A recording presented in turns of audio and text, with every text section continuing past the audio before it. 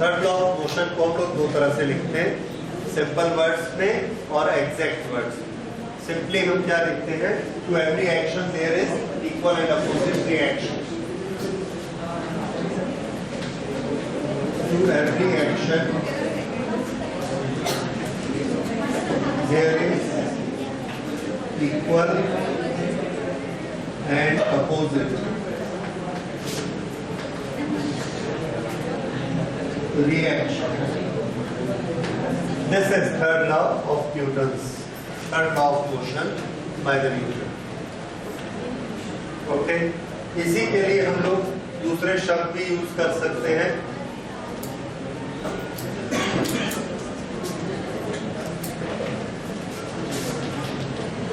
The other words what we can use about it is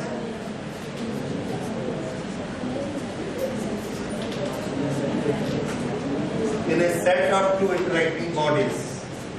In a set of two interacting bodies का मतलब है एक table के ऊपर हमने एक बुक को रखा। So book is pressing the table. So book and table is a set of interacting bodies.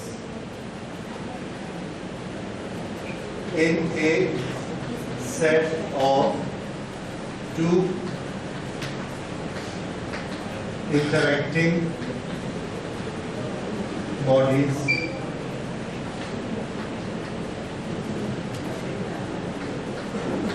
force applied by one on the other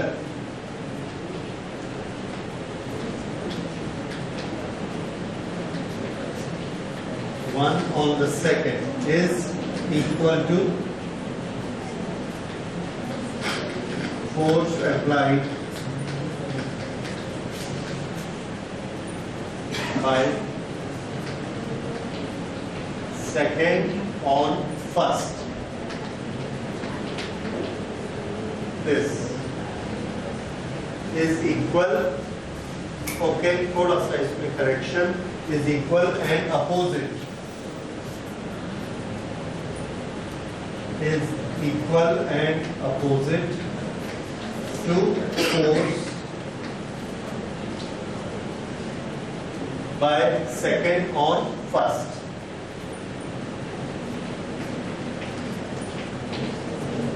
Applied by second on first. So third law में compulsory चीज क्या है, याद रखिए third law में compulsory चीज है there has to be a set of two bodies. एक बॉडी में ये नहीं बनता, थर्ड लॉ नहीं लगेगा। थर्ड लॉ के लिए हमको क्या चाहिए, एक बॉडी जो एक्शन करेगी और दूसरी बॉडी जो रिएक्ट करेगी। So there is a action reaction pair. ये जो दोनों बॉडीज हैं उनको हम क्या कहेंगे, एक्शन रिएक्शन पेयर। अगर हमारे सामने एक सिस्टम है, उस सिस्टम में 6, 7, 8 चीजें हैं, उसमें से हमको पहचानना है कि एक्शन रिएक्शन पेयर कौन से हैं। ठीक है, जैसे ये टेबल है और ये एक वॉल है, ये टेबल, ये वॉल, ये ग्राउंड पे रखा हुआ है टेबल, ये वॉल है और यहां पर हमने एक बुक रखी, बुक, टेबल, वॉल। तो बताइए इसमें एक्शन रिएक्शन पेयर कौन है? Book and the table, table and the book. अच्छा, ग्राउंड के साथ टेबल कांटेक्ट में है, टेबल ग्राउंड को प्रेस करता है downward. In the result the ground presses the table upward. तो ग्राउंड ने इसको नीचे दबाया, सॉरी टेबल ने ग्राउंड को नीचे दबाया, तो ग्राउंड ने टेबल को ऊपर दबाया। This become a action reaction pair. So which are the action reaction pair? Table and ground, book and the table. Wall का इससे कनेक्शन नहीं है क्योंकि वॉल को कोई प्रेस नहीं कर रहा है। इस तरह से आपको पहचानना आना चाहिए कि एक्शन रिएक्शन पेयर कौन सा होता है। जैसे हमने एक हॉर्स कार्ट ली, हॉर्स कार्ट में यहां पर हॉर्स है और यहां पर कार्ट है और ये इसके बीच में कनेक्टिंग लगा है, कनेक्टिंग, और ये अर्थ पर फोर्स लगाता है तो कार्ट आगे जाता है, राइट। तो there is a connecting rod, horse, ground, cart, and these are the again ground। इसमें एक्शन रिएक्शन पेयर बताइए। Horse and ground action reaction pair. Horse applies force on the ground, in a reaction the ground applies force on the horse। Okay, और बोलिए। Cart and okay, the same way cart and ground. और बताइए।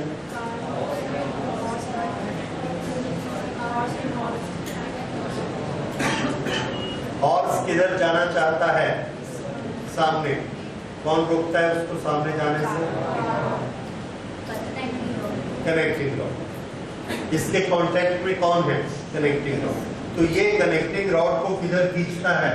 सामने। तो connecting rod horse को किधर खींचती है? पीछे। So these two forces are equal and opposite।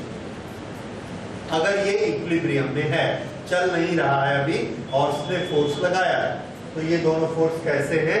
Equal and opposite. सो अब क्या होगा? This will become a action reaction pair.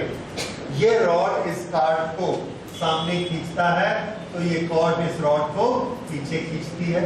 So this rod and the card, this is again action reaction pair. ठीक है, इस तरह से आप बहुत सारे एक्शन रिएक्शन पेयर बना सकते हैं,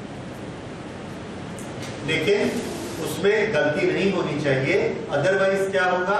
हम एक्शन रिएक्शन पेयर में फोर्स को इक्वेट करेंगे, तो इसका यहां पर जो फोर्स लग रहा है, इसके फोर्स को इसके साथ इक्वेट नहीं कर सकते एक्शन रिएक्शन पेयर के, या इसके फोर्स को इसके साथ हम इक्वेट नहीं कर सकते।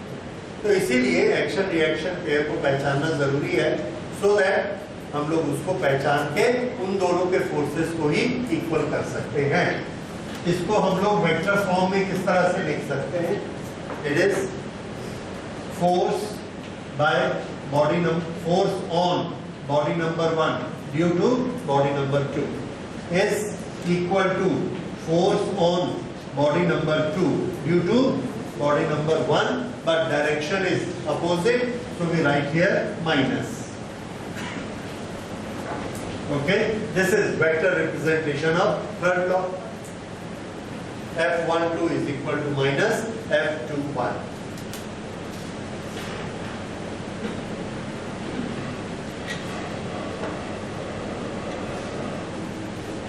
ठीक है, ओके, तो ये 3 लॉ हो गए, और ये जो थर्ड लॉ है, इसके और भी बहुत सारी एग्जांपल हो सकते हैं।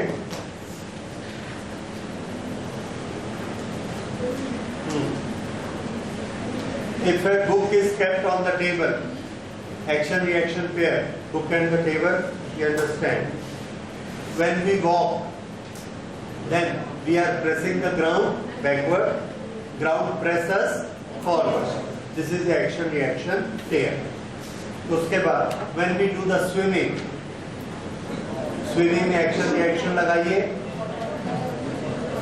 हम अपने हाथ से पानी को पीछे पुश करते, तो पानी हमारी बॉडी को आगे पुश करता है। Okay, then flight of the jet plane and rockets, यहां भी आप लगा सकते हैं। जेट में, जेट की जो गैस है वो एटमॉस्फेयर की एयर को इधर पुश करेगी बैकवर्ड, तो एयर उसको किधर पुश करेगी? Forward. Driving A nail into would, इसमें क्या होगा, नेल को हम ऐसा रखेंगे और यहां से जब हम इसको ऐसे दबाते हैं, then what happens, the nail presses the wood, in a reaction wood presses the nail. ये एक्शन रिएक्शन पेयर इस तरह से बनते हैं।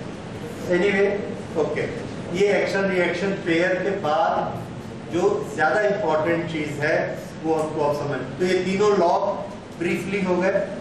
क्या क्या हुआ, अब हम लोग को फोर्स की क्वालिटीज, फोर्स की कैरेक्टरिस्टिक्स, इसके बारे में पढ़ना है। तो फोर्स की कैरेक्टरिस्टिक के बारे में, फोर्स क्या करता है, फोर्स मोशन पैदा करता है। अब अगर हमने एक कार पर फोर्स लगाया तो यहाँ स्टूडेंट्स को बहुत कंफ्यूजन होता है। हमने एक कार पर 1000 न्यूटन का फोर्स लगाया, तो थर्ड लॉ हमने अप्लाई किया। थर्ड लॉ में कार हमारे पे कितना फोर्स लगाएगी, 1000 न्यूटन। अगर हमने कार पे 1000 फॉरवर्ड डायरेक्शन में लगाया, कार ने हमारे पे 1000 बैकवर्ड डायरेक्शन पर लगाया, तो दोनों एक दूसरे से कैंसिल हो गए, इक्वल एंड अपोजिट, तो फिर कार आगे क्यों चलती है? If the force of action is equal to force of reaction, then why the car moves forward? तो ये बड़ा एक कंफ्यूजिंग क्वेश्चन है और इसका क्लेरिफिकेशन उसको थोड़ा अच्छे से समझ लीजिए। उसके लिए पहले हमको ये समझना जरूरी है कि कोई भी बॉडी, कोई भी सिस्टम चलता क्यों। The answer is, if there is a force that is in the second law, if there is force applied on a body, then it has to move. अगर किसी बॉडी पर फोर्स लगेगा तो उसको चलना ही पड़ेगा। लेकिन फोर्स में एक प्रॉपर्टी होती है, it's a vector quantity, it can be added, subtracted, it can be given made components, ये सब उसमें हो सकता है। तो अगर हमने इस एक बॉडी पर इधर फोर्स लगाया 5 न्यूटन, किसी दूसरे ने इधर फोर्स लगा दिया 5 न्यूटन, अब इस पे नेट फोर्स कितना हो गया? यस, ये 5 को इस 5 से आप ऐड कर सकते हैं। अब मैं आपको एक छोटा सा एग्जांपल और देता हूं। ये मैंने इस पर लगाया 5 न्यूटन फॉरवर्ड डायरेक्शन, एक आदमी आया, उसने इस पर लगाया 5 न्यूटन बैकवर्ड डायरेक्शन, तो ये आगे बढ़ेगा कि नहीं? ये 5 न्यूटन इस 5 न्यूटन को कैंसिल क्यों नहीं करेगा? Because they are on the different bodies. ये वाला 5 न्यूटन इस 5 न्यूटन को कैंसिल नहीं कर सकता, because they are on the different bodies. Cancellation के लिए, वेक्टर के एडिशन के लिए, वेक्टर के सब्ट्रैक्शन के लिए क्या चीज जरूरी है? That both must be applied on the same body. Now I am pushing A car, मेरा फोर्स किस पर लग रहा है? कार का फोर्स किस पे लग रहा है? हमारे पे। तो अलग अलग बॉडी पे लग रहा है कि एक ही बॉडी पे लग रहे हैं दोनों फोर्स? अलग अलग बॉडी पे लग रहे हैं, उनको प्लस माइनस करना अलाउड है क्या? Not allowed. इसका ये मतलब है कि कार पे लगने वाला 100 न्यूटन, कार जो हमारी बॉडी पे लगा रही है 100 न्यूटन, ये दोनों एक दूसरे को कैंसिल नहीं कर सकते, because they are applied on the different bodies. और कौन से फोर्स एक दूसरे को कैंसिल कर सकते हैं? जो कि एक ही बॉडी पर लगते हैं। ये चीज अब समझ में आई थोड़ी सी? ठीक है। अच्छा, अब कोई भी एक चीज चलती कैसे है, थोड़ा सा धीरे धीरे इसको दिमाग में बैठाने की कोशिश करिए। Action is equal to reaction, then why the body does move. तो आंसर क्या होगा, इसको नोट करिए, मैं लिख के रखता हूं। Question, if force of action is equal and opposite to, if force of action is equal and opposite to force of reaction,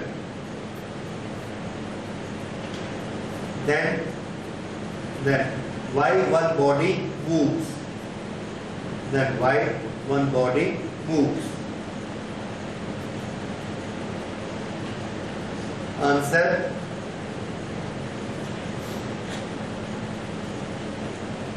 answer. According to third law,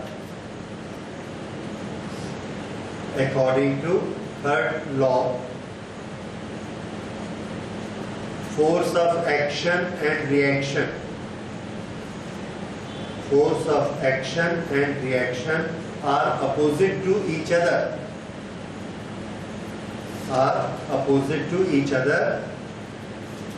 but since they are applied on different bodies,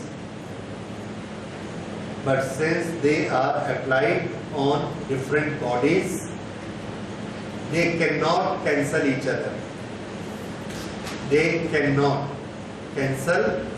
other.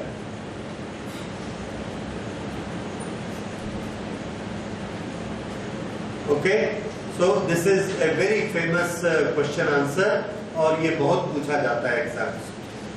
अब इसके बाद कोई भी चीज क्यों चलती है? Why a body should move? The answer is if it has net force acting on it, then it will have acceleration, and because of that acceleration the motion starts. लिखिए condition of motion.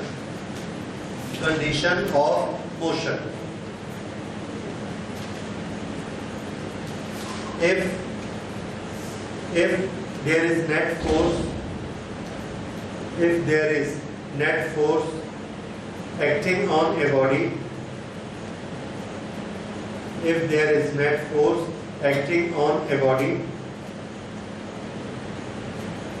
then there will be acceleration. And body has to move.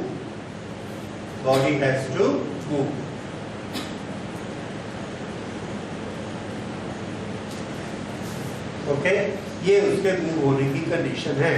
तो force जब भी किसी body पर लगाया जाएगा वो move होगी, तो कैसी वेलोसिटी से मूव होगी? Will it be a uniform velocity और will it be accelerated? It will be accelerated, क्योंकि फोर्स क्या होता है? Force is equal to m into a. तो force upon mass is equal to a. तो force हमेशा acceleration पैदा करता है। अगर फोर्स वर्ड यूज नहीं किया और वर्ड सिर्फ एक्सीलरेशन यूज किया, a body is accelerated, we will understand कि उस बॉडी पे फोर्स लगाया गया। ठीक है, अगर हमको सिर्फ ये बोला गया कि force is applied on a body, net force, तो हम समझ जाएंगे the body has to be accelerated. ठीक है, तो ये होता है हाउ द मोशन स्टार्ट्स। अब थर्ड लॉ और सेकेंड लॉ, इन दोनों को मिक्सअप करके देखिए। एक कार खड़ी है अपनी जगह पर, हमने पुश किया और वो कार आगे चली। फोर्स कहां कहां लगे इसको सुनिए। हमने कार पर लगाया 100 न्यूटन, कार ने हमारी बॉडी पे कितना लगाया? 100 न्यूटन पीछे की तरफ, दैट इज ट्रू। अब एक एक बॉडी को कंसीडर करिए। I am a single body, मेरे पर कार ने कितना फोर्स लगाया? 100 न्यूटन। किस तरफ? पीछे की तरफ। तो मुझे पीछे जाना चाहिए, लेकिन मैं अपने पैर को ग्राउंड से अटका देता हूं और फिसलने नहीं देता। तो मैं किसको दबा देता हूं? ग्राउंड को। एक फ्रिक्शन क्रिएट होता है और मैं ग्राउंड से हेल्प मांगता हूं, ग्राउंड मेरे पैर को फिसलने नहीं देता। Now there is a action reaction pair between myself and ground. उसमें मैंने ग्राउंड पे कितना फोर्स लगाया? 100 न्यूटन। ग्राउंड ने मुझ पे कितना फोर्स लगाया? 100 न्यूटन। तो अब देखिए, ये अगर मेरी बॉडी है तो मैंने ग्राउंड पे पीछे फोर्स लगाया 100 न्यूटन, ग्राउंड ने मेरे बॉडी पे फोर्स लगाया सामने कितना? 100 न्यूटन। मैंने कार पर फोर्स लगाया सामने की तरफ 100 न्यूटन, कार ने मेरी बॉडी पे कितना फोर्स लगाया? पीछे की तरफ 100 न्यूटन। ऐसा हुआ। अब मेरी बॉडी पे नेट फोर्स बताइए। सिर्फ इस बॉडी को देखिए, सामने कितना लग रहा है, पीछे कितना लग रहा है? 100। Net force this is +100, this is -100। क्योंकि डायरेक्शन उल्टी है, तो नेट फोर्स क्या हुआ? 0। तो इसलिए मेरी बॉडी अपनी जगह खड़ी रहेगी, पीछे नहीं जाएगी, क्योंकि दोनों तरफ फोर्स लग रहा है। अब कार को देखिए, कार पे कितने फोर्स लग रहे हैं? और कोई फोर्स नहीं, तो इसका नेट फोर्स कितना हुआ? 100। मेरा नेट फोर्स कितना हुआ था? इसका नेट फोर्स। और अभी अभी हमने पढ़ा किसी चीज पे नेट फोर्स लगेगा तो उसको चलना पड़ेगा, इसलिए कार आगे चलती है, हम पीछे नहीं चलते। हमने किसकी हेल्प ले ली? ग्राउंड की, अपने फोर्स को कैंसिल कराने की। समझ आया?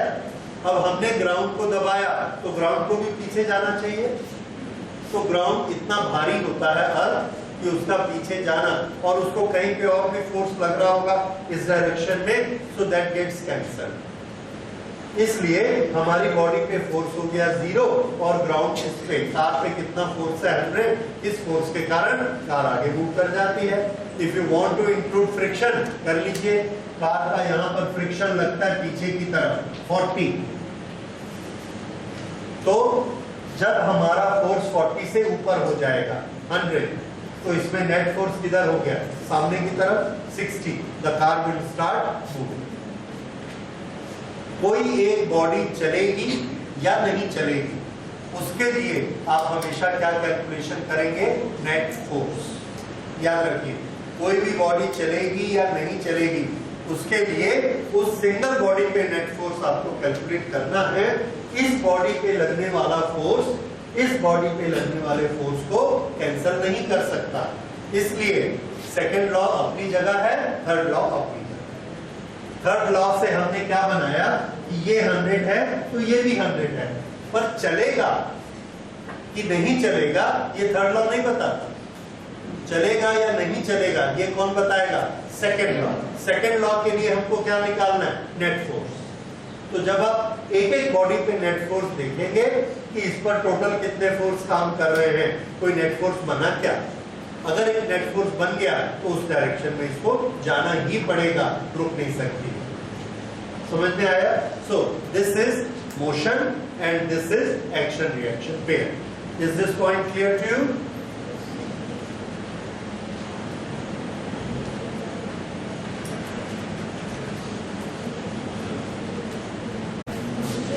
Unit of force.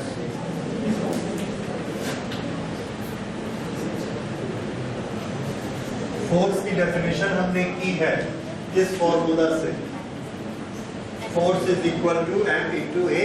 उसमें k को 1 बनाने के लिए हम ऑलरेडी इसकी डेफिनेशन बना चुके हैं। When 1 kg of body is given a force which gives its acceleration equal to 1 meter per second square, then that force will be taken as a unit force. अब अगर ये जो यूनिट फोर्स है इसका unit क्या होगा? तो m का यूनिट क्या होता है? kg, and this is meter per second square. This should be the unit of force. पर फोर्स इतनी पॉपुलर क्वांटिटी है and we had to use it at every step in physics. बार बार हमको use करना पड़ता है, तो हम इतनी लंबी यूनिट नहीं रखना चाहते, तो इस पूरे के बदले में हमने एक सिंगल नाम की यूनिट रखी, we call it न्यूटन। और जब हम ऐसा करते हैं, फंडामेंटल यूनिट से एक नई यूनिट बनाते हैं, तो इस यूनिट को क्या कहते हैं? Derived unit. So force has a derived unit, and what is its name? Newton. इसका सिंबल इसका लेंगे capital N. Right? When you write only symbol, write it in capital. When you write full name, write it all small. इसको capital की जरूरत नहीं है देने. Right? So this is Newton. Now what is 1 Newton? We have already done so. There is a different type of unit. अच्छा, एक unit, एक Newton, 1 Newton force कितना होता है? आप लोगों ने पिछली क्लासेस में, क्लास 9 में G की वैल्यू पढ़ी है। What is G? Okay. What is G? Acceleration due to gravity. Okay. अगर इस टेबल पर हम ये एक मास रख दें m, तो ये इस टेबल को नीचे पुश करता है। कितने फोर्स से पुश करता है? mg फोर्स से पुश करता है। What is g? Acceleration due to gravity, and this is m, right. तो ये फोर्स जो है ये हमको दो चीजों से पता लगता है। g everywhere is same, so we can say this force is proportionate to mass, क्योंकि g तो हर जगह ऑलमोस्ट एक जैसा होता है। तो हमने क्या किया, फोर्स की एक और यूनिट बनाई। ओके, दो चीजें मैं आपको बताना चाहता हूँ। पहली चीज ये कि 1 न्यूटन फोर्स कितना होता है।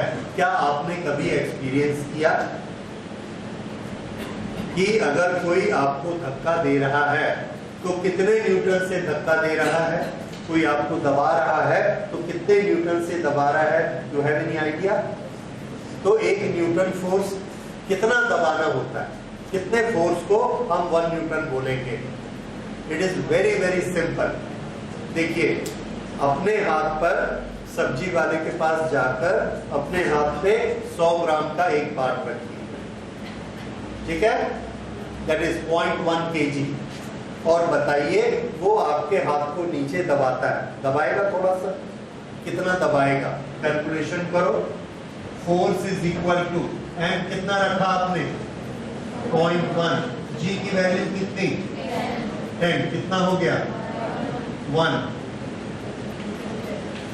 यस।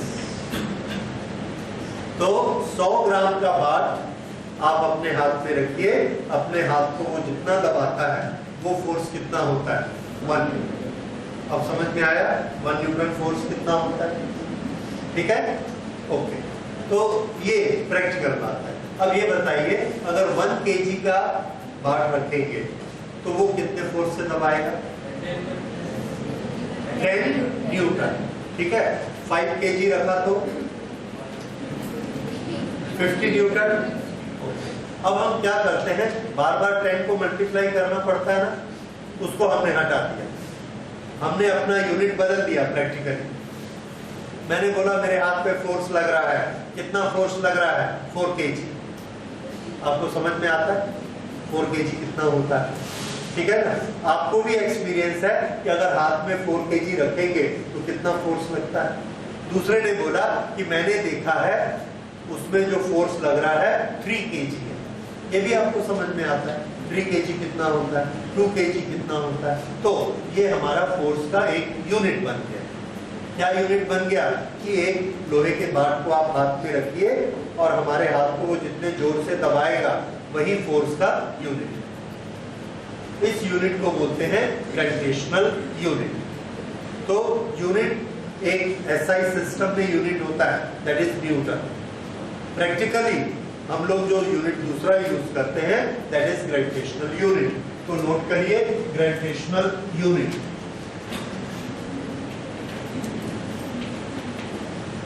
ग्रेविटेशनल यूनिट, इसके लिए हम वर्ड यूज करेंगे केजी वेट।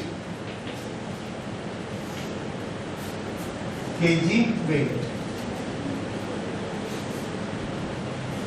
किस तरह से एक बॉडी पर फोर्स लगाया गया 10 kg वेट, और आपको क्लियर समझ में आ जाता है कि उसके ऊपर कितना रखा गया, 10 किलो का बाट रखा गया, जितना फोर्स लग रहा है उसको क्या बोलेंगे? 10 kg वेट। आप न्यूटन को तो भले नहीं पहचानते लेकिन केजी को पहचानते।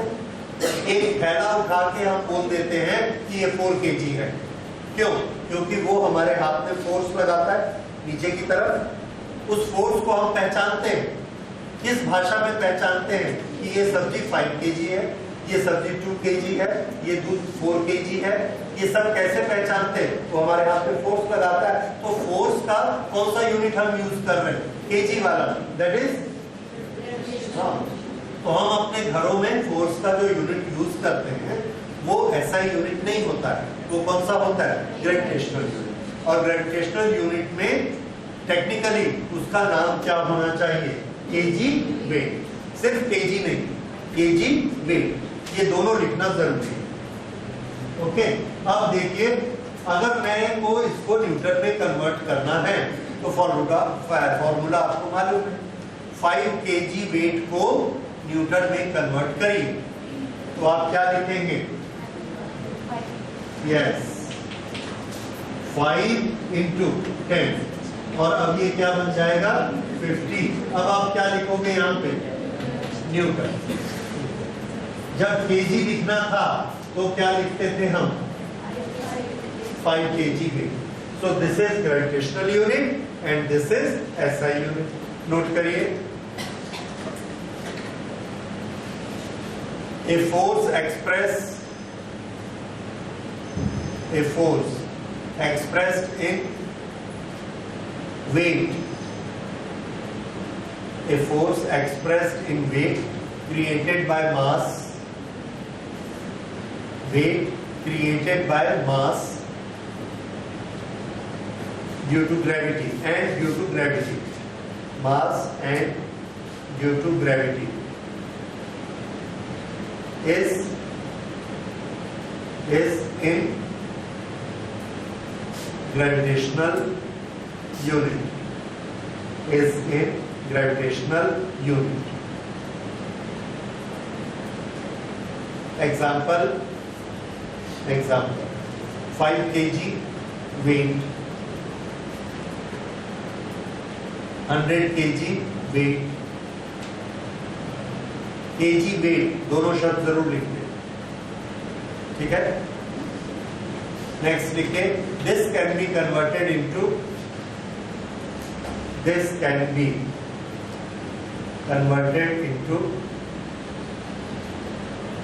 SI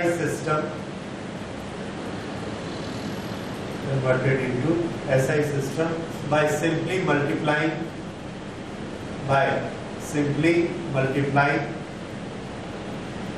with G.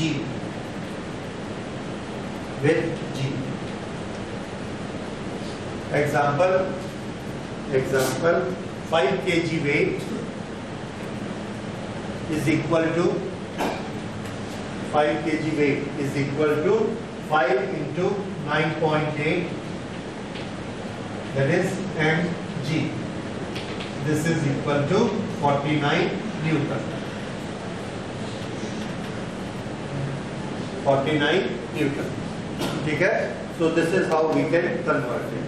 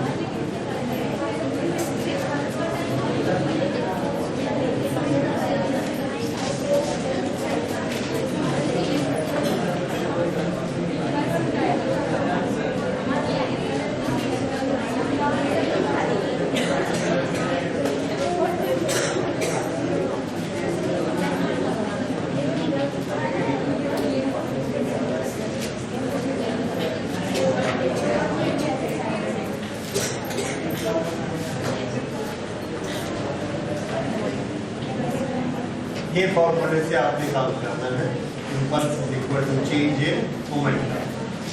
Okay, so change in momentum is final momentum minus initial momentum.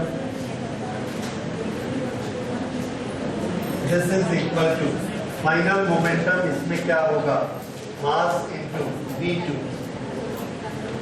mv2 the direction is okay, अभी डायरेक्शन रखेंगे mv2 माइनस mv1, दोनों में m कॉमन निकला, v2 माइनस v1.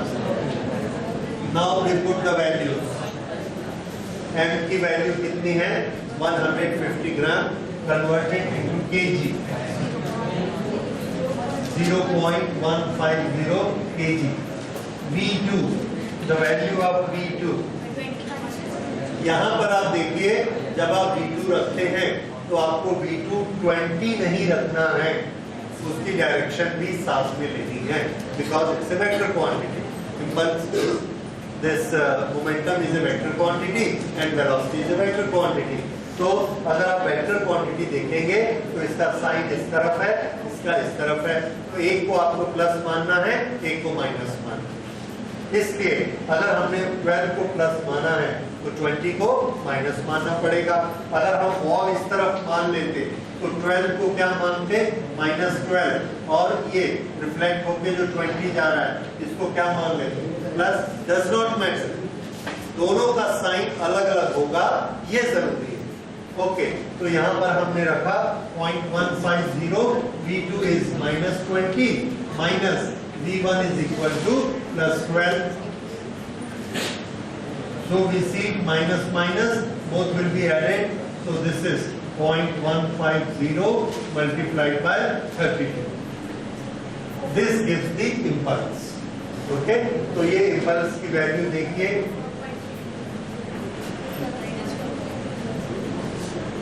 कितना आया? -4.8. और इसका यूनिट क्या होगा? You know the unit, momentum kg metre per second, kg metre per second. This is impulse. अच्छा, ये चेंज इन इम्पल्स आया. Now what is the force applied by the ball on the bat? So average force, average force का formula क्या होता है? Average force is equal to change, it is equal to impulse divided by time. Impulse is 4.80, minus लेना जरूरी नहीं है, minus shows the direction, right? So 4.80 is the value to be divided by time. How much time it has taken? 0.01. So this becomes 480. What is this? Force. SI system, 480 Newton. This is the force.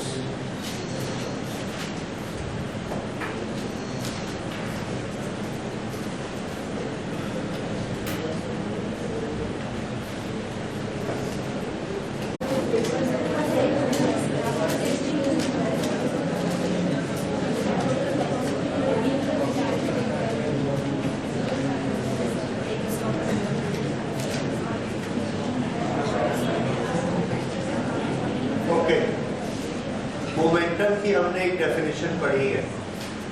Momentum is a quantity which is conserved during the motion.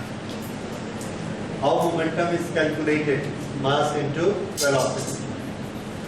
और momentum किसका conserve होता है? पूरे system का, भले उस system में एक पीस हो, दो पीस हो, 100 पीस, व्हाटएवर इट इज. यहाँ पर एक सिस्टम मूव कर रहा है, flying eight A speed of 72 kilometre per our, और उसका मास कितना है? 40 kg. उसमें क्या होता है? There is a explosion. Explosion के बाद उसके दो हिस्से हो गए. एक हिस्से की स्पीड हो गई 0, दूसरे हिस्से के पास कुछ स्पीड है, वो स्पीड हमको निकालनी है. What is velocity v of the other piece, ये हमको निकालना है. तो जो मोमेंटम से क्या चीज इसमें नहीं बदलती एक्सप्लोजन होने से, तो आंसर है explosion is a internal force application, और उससे जो चीज नहीं बदलेगी वो है मोमेंटम। ड्यूरिंग ए मोशन क्या नहीं बदलेगा? मोमेंटम। तो जो हमारा फर्स्ट फॉर्मूला होगा उसमें हम ये देखेंगे कि इसमें एक्शन क्या हुआ। एक्शन हुआ एक्सप्लोजन, तो हम लिखेंगे momentum before explosion is equal to momentum after explosion.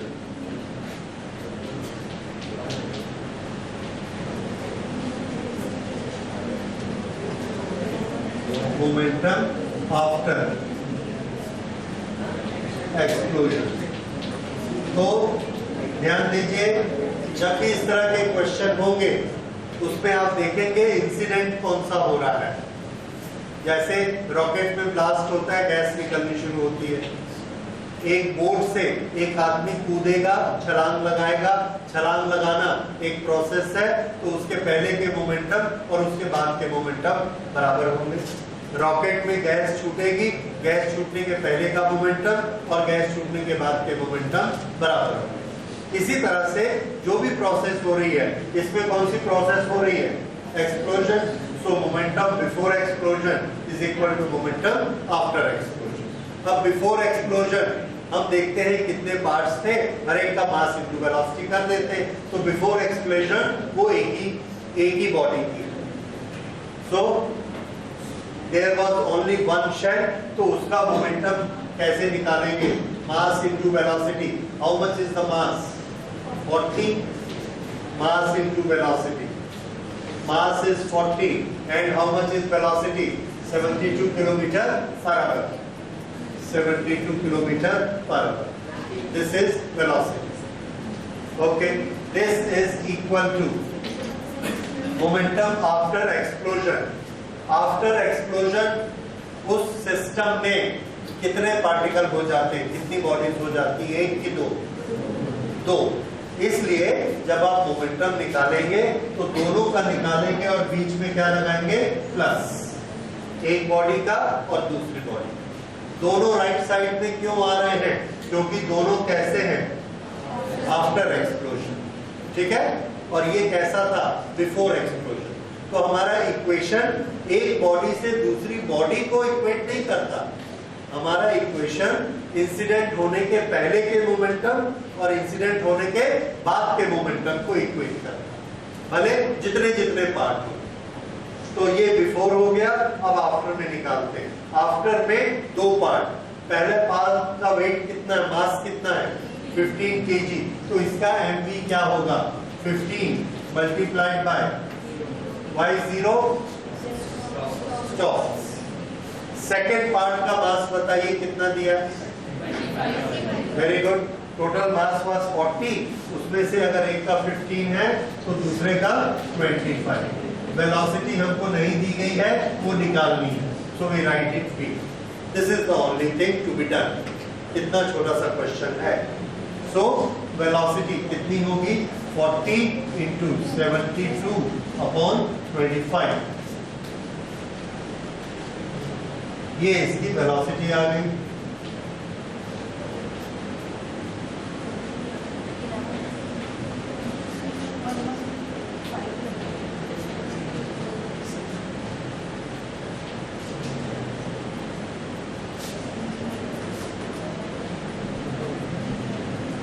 (115.2) और 115.2 इसका मुझे यूनिट क्या लिखना चाहिए?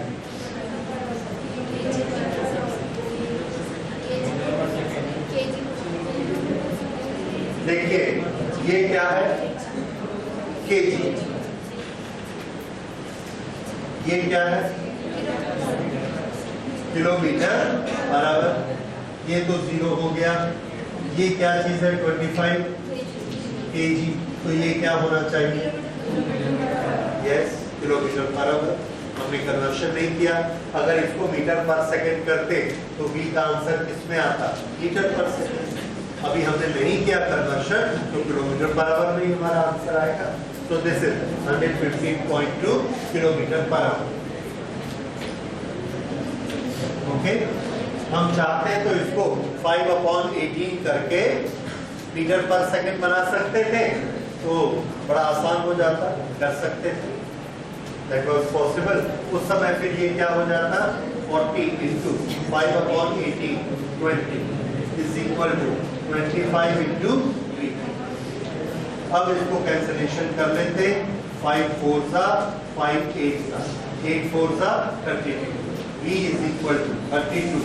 ये क्या है, मीटर पर सेकंड, और अभी हमने क्या निकाला, kilometre per hour. Both answers are right, तो आप जैसा मर्जी निकाल सकते हैं। नेक्स्ट हमको एक कंसेप्ट समझना है, what is mean by internal force and external force.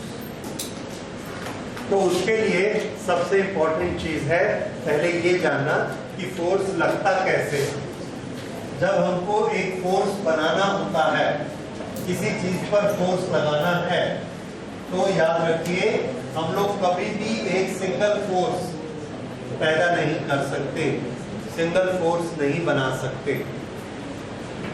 लोगों को लगता है कि हम में बहुत ताकत है, हम कुछ भी कर सकते हैं, लेकिन ऐसा नहीं है। नेचर का फैक्ट ये है कि हम कुछ भी नहीं कर सकते, हम किसी चीज पर फोर्स नहीं लगा सकते। अगर आपको हम बोलेंगे कि एक साइकिल को पुश करो, उतना सा फोर्स लगा दो, लेकिन आपके पैर के नीचे आइस है या तेल है या ऐसी कोई फिसलने वाली चीज है जैसे स्केट्स है, तो आप साइकिल को भी पुश नहीं कर सकते। जैसे ही पुश करोगे साइकिल भी आपको पुश करेगी, उससे क्या होगा, आपको ग्राउंड नहीं रोकेगा, तो आप किधर चले जाओगे, पीछे चले जाओगे, साइकिल आगे नहीं जाएगी, साइकिल अपने फ्रिक्शन से रुकी रहेगी। तो हमको जब फोर्स लगाना है तो हमारे फोर्स लगाने की प्रोसेस क्या होती है, हम उस फोर्स को ग्राउंड से उधारी लेते हैं। कैसे लेते हैं, ग्राउंड से लोन पे लेते हैं। पहले हम ग्राउंड को पैर से पीछे दबाएंगे तो ग्राउंड हमको आगे दबाएगा, फिर हम इसको आगे दबाएंगे साइकिल को, तो हमारे पे नेट फोर्स क्या हो गया, 0, हम अपनी जगह खड़े रहेंगे, तब साइकिल आगे जाएगी। तो मुझे कितने फोर्स लगाने पड़े, ग्राउंड पर फोर्स लगाना पड़ा पीछे और साइकिल पे लगाना पड़ा आगे। ग्राउंड पे कितना फोर्स पीछे लगाना पड़ेगा, आंसर जितना हम साइकिल में आगे लगाना चाहते हैं। ठीक है, आपने देखा है कि कार को अगर आप ढकेलते हो, बहुत जोर से ढकेलते हो, पैर फिसलना शुरू हो जाता है, राइट। तो एक्चुअली जब भी हम फोर्स पैदा करते हैं हमेशा एक जोड़ी में पैदा करते हैं, यानी पहले एक तरफ कहीं सहारा लेंगे तब दूसरी तरफ धक्का लगाएंगे, भले पैर से ले भले हाथ से। इसी तरह से जब भी फोर्स कहीं भी लगता है, किसी भी चीज पर लगता है, हमेशा पेयर में लगता है। तो force can not be started, force can not be created individually, it has to be created in pair. अगर हम गन से एक फायर करते हैं और उसकी बुलेट आगे जाती है क्योंकि बुलेट पे फोर्स लग रहा है, तो बताइए उसका पेयरिंग फोर्स किस पे लगा है, सबको मालूम है। बीच में एक्सप्लोजन हुआ है, एक्सप्लोजन किस डायरेक्शन में होता है, तो आंसर है सभी डायरेक्शन में होता है। एक्सप्लोजन तो ऐसा होगा, जब वो ऐसे एक्सप्लोजन होता है तो वो बुलेट को भी दबाता है, गन को भी दबाता है, ऊपर भी दबाता है, नीचे भी दबाता है। अब ये वाली ट्यूब लोहे की बनी हुई है, उसको अगर वो ऐसे दबाता है तो ये बहुत मजबूत है, नहीं टूटती। गन को पीछे से हमने पकड़ा हुआ है, हम उसको पीछे आने नहीं देते, लेकिन बुलेट के सामने हमने रास्ता खुला रखा हुआ, तो वो फोर्स किस पर लगाती है, सब पर लगाती है, हर चीज एक्सप्लोजन में। लेकिन ऊपर से हमने उसको पकड़ दिया है आयरन से, स्टील से, उसकी ट्यूब बना के, इधर से हमने हाथ से पकड़ा है, इस तरफ मोशन नहीं हो सकता। बुलेट के सामने कुछ नहीं है, तो क्या होता है, बुलेट आगे मूव करती है, आगे बढ़ते चले जाते। तो उसने फोर्स किस तरफ लगाया, दोनों तरफ। गन को पीछे ढकेला और बुलेट को आगे धकेला, तो बुलेट आगे गई।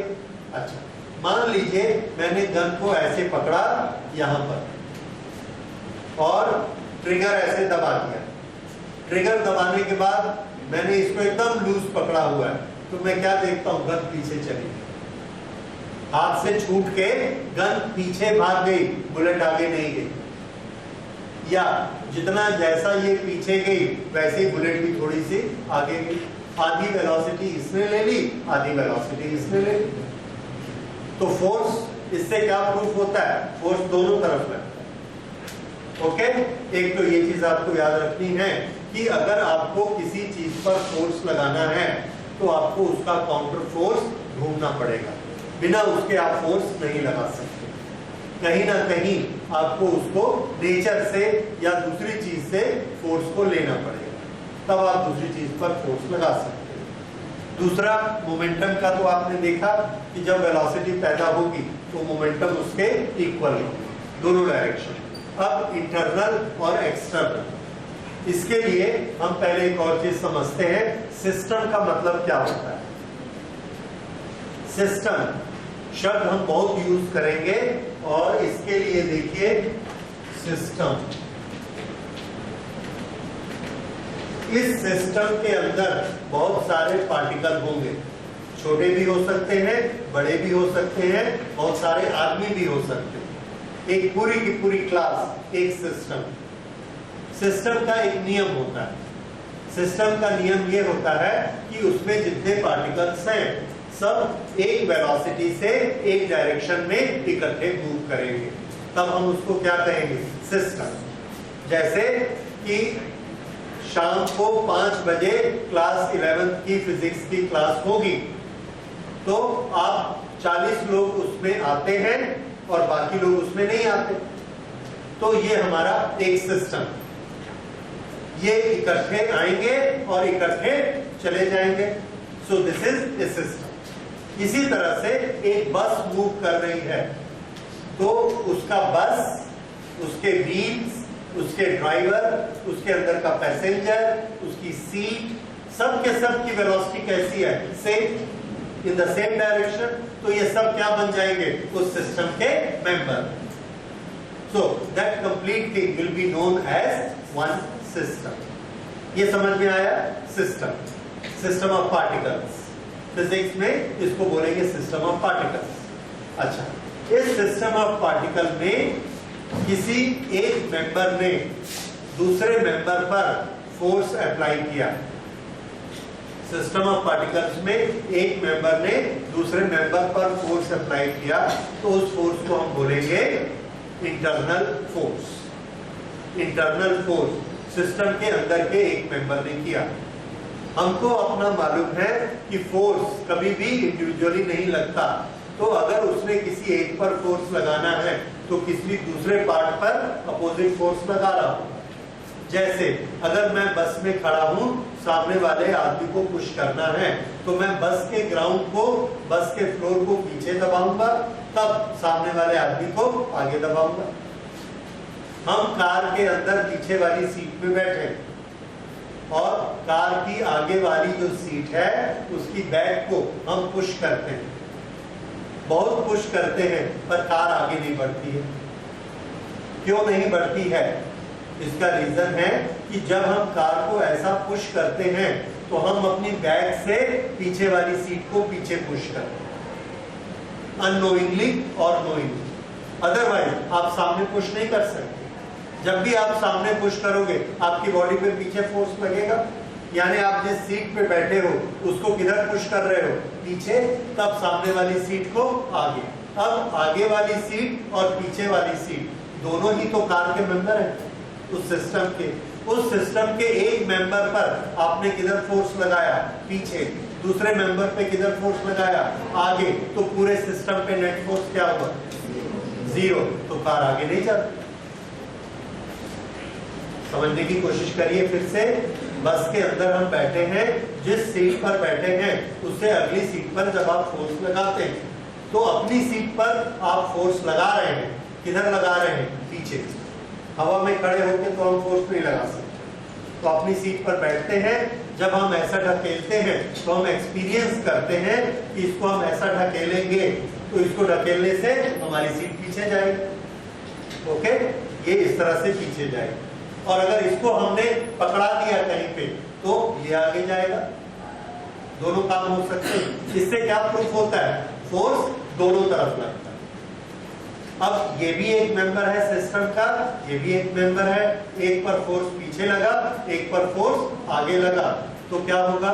Net force will be 0। तो नेट फोर्स 0 हो गया, इसलिए वो सिस्टम आगे नहीं चलता। अब अगर हमको सिस्टम को आगे चलाना है तो क्या करें? सिस्टम को अगर आगे चलाना है तो हम उस कार से उतर जाते हैं, कार से उतर के बाहर आते हैं और अपने पैरों को ग्राउंड पे रखते हैं। अब ग्राउंड पे रख के हम फिर उसको पुश करते हैं। अब फिर से हमको फोर्स तो पेयर में ही बनाना पड़ेगा। अगर कार को आगे ढकेलना है तो किसी न किसी चीज पर पैर रख के उसको पीछे ढकेलना पड़ेगा। अब हम किसको पीछे ढकेलते हैं? ग्राउंड को। और कार को किधर ढकेलते हैं? आगे। अब ग्राउंड क्या हमारे कार के सिस्टम का मेंबर है? नहीं है। That is A external body. तो हम फोर्स एक्सटर्नल बॉडी से ले रहे हैं और इस पर लगा रहे हैं। इस तरह का जो फोर्स होता है उसको क्या बोलेंगे? External force. क्योंकि हमने किससे लिया? बाहर वाली बॉडी से लिया। जब हम कार के अंदर बैठे थे, कार के अंदर हम ऐसे चेयर पे बैठ गए और इसको फोर्स लगाते हैं तो चेयर को किधर फोर्स लगता है? पीछे। वो भी कार की इंटरनल मेंबर है। तो ये वाला फोर्स कैसा है? इंटरनल। कार के बाहर जाते हैं, ग्राउंड पे खड़े होते हैं तो पैर से ग्राउंड को पीछे ढकेलते हैं, कार को आगे ढकेलते हैं। तो हमने फोर्स किस पे लगाया? ग्राउंड। और ग्राउंड ने जो हमको रिएक्शन दिया उस रिएक्शन को हमने किस पे ट्रांसफर कर दिया? कार पे। तो ये वाला फोर्स हम बाहर से किसी से लेकर आए हैं, इसलिए इसका नाम क्या होगा? External force. ये डिफरेंस होता है इंटरनल फोर्स और external force. Is it clear? और इसके साथ जो ज्यादा बात इंपॉर्टेंट जो क्लियर होती है कि अगर किसी ऑब्जेक्ट को मूव करना है तो हमको उस पर जो फोर्स लगाना पड़ेगा वो कैसा फोर्स होगा? इंटरनल या external? That will be external. तो हम दो तरह की कैलकुलेशन करेंगे। एक कैलकुलेशन होगी जिसमें हम एक्सटर्नल फोर्स लगाते हैं। जब एक्सटर्नल फोर्स लगाते हैं तो हम कैलकुलेशन करते हैं force is equal to mass into acceleration. उससे हमको एक्सीलरेशन कितना मिलता है? Force upon mass. इस एक्सीलरेशन को हम अपने फॉर्मूले में यूज कर लेते हैं। ये या v is equal to u square plus 2as।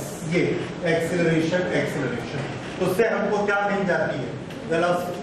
ये ऑब्जेक्ट कितनी वेलोसिटी से चलेगा, ये एक्सटर्नल फोर्स। लेकिन ये कैलकुलेशन तो आसान है, लेकिन जब फोर्स इंटरनल लगता है तब क्या चीज चल सकती है?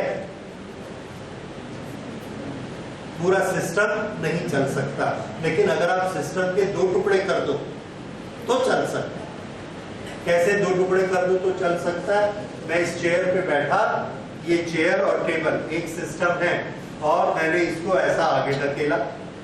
चेयर किधर गई और टेबल किधर गया? सिस्टम के दो टुकड़े हो गए। ये पार्टिकल उधर जा रहा है और ये पार्टिकल इधर जा रहा है। Now it's not a system, उनका डिवीजन हो गया। ठीक है? इसी तरह से एक गन के अंदर बुलेट है, गन और बुलेट एक सिस्टम है। ठीक है? अभी वो मूव नहीं कर रहे, लेकिन जब हम फायर करते हैं तो वो वाला फोर्स कौन सा होता है? इंटरनल की एक्सटर्नल? उसके अंदर बारूद ऐसे फूटेगा, that is a internal force. लेकिन जैसे ही वो फूटता है ये दोनों दो सिस्टम बन जाते हैं। One is bullet and one is gun. Gun इधर चलनी शुरू, गन, उसका ट्रिगर, उसके पीछे का बट, उसकी नाली, ये सब क्या बन गया? एक सिस्टम। और सिर्फ बुलेट क्या बची? दूसरा सिस्टम। एक सिस्टम इधर चला और एक सिस्टम इधर चला। अब हम फिजिक्स का कौन सा लॉ लगाते हैं? That is conservation of momentum. तो इंटरनल फोर्स जब लगता है और बॉडी अलग अलग डायरेक्शन में उड़ती है, उसके कारण उस एक सिस्टम के बहुत सारे सिस्टम बन जाते हैं। तो उस समय हमारी कैलकुलेशन किससे होगी? कंजर्वेशन ऑफ मोमेंटम से। ठीक है, तो जैसे जैसे इसके न्यूमेरिकल आएंगे आप देखेंगे, कभी तो हम कंजर्वेशन ऑफ मोमेंटम से काम करते हैं और कभी हम acceleration is equal to force upon mass से काम करते हैं। तो ये आपको समझना है, जब एक्सटर्नल फोर्स लगेगा तो हम क्या करेंगे? Acceleration is equal to force upon mass निकालेंगे। लेकिन जब पहले कोई सिस्टम एक वेलोसिटी पे था, इंटरनल कुछ हुआ, इंटरनल कोई इंसिडेंट हुआ, एक्सप्लोजन हुआ, कोई कूद गया, किसी का मास कम हो गया, ऐसा कुछ हो गया जिसके कारण उसकी वेलोसिटी में उसमें फोर्स लगा, वेलोसिटी बदल गई। उस समय हम कौन सा फिनोमिना लगाएंगे? कंजर्वेशन ऑफ मोमेंटम, क्योंकि बाहर से तो फोर्स लगा ही नहीं। अगर बाहर से फोर्स नहीं लगा तो हम F अपॉन m एक्सेलरेशन नहीं निकाल सकते। Is it clear? तो ठीक है, अगली बार अब हम इसके एग्जांपल लेंगे, फोर्स के कैलकुलेशन स्टार्ट करेंगे। Thank you.